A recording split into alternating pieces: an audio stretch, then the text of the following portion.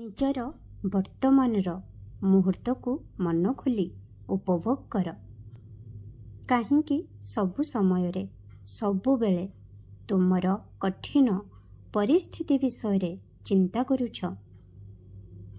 ମୋତେ ବିଶ୍ୱାସ କର, ମୋ ପାଖରେ ତୁମର ଜୀବନ ପାଇଁ ଏକ ଉତ୍ତମ ଯୋଜନା ଅଛି, ଯାହା ବିଷୟରେ ତୁମେ ବହୁତ ଶୀଘ୍ର ଜାଣିପାରିବ।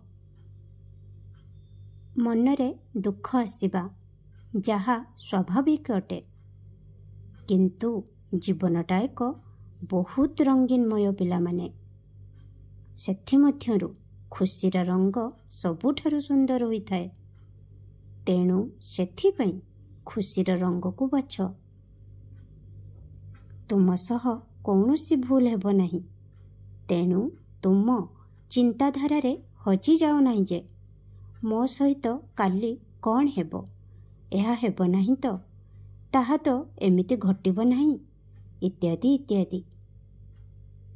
ସଠିକ୍ ସମୟ ଆସିବାକୁ ଦିଅ। ପ୍ରତ୍ୟେକ ଘଟଣା ପଛରେ ଏକ କାରଣ ରହିଥାଏ, ଯେଉଁଠାରେ ତୁମକୁ ଅନୁଭବ ହୁଏ ଏବଂ ତୁମକୁ ଲାଗେ କି ବାବା, ମୁଁ ଆଉ ସହିପାରୁନି, ମୋ ଦ୍ୱାରା ଆଉ ସହ୍ୟ ହେଉନି। ତେବେ ଠିକ୍ ସେହି ମୁହୂର୍ତ୍ତରେ ମୁଁ ତୁମକୁ ଧରି ନେବି ଏବଂ ତୁମକୁ ଉଠାଇ ନେବି ମଧ୍ୟ। ଖୁସିରେ ରୁହ। ଖୁବ୍ ଆଶୀର୍ବାଦ କରୁଛି।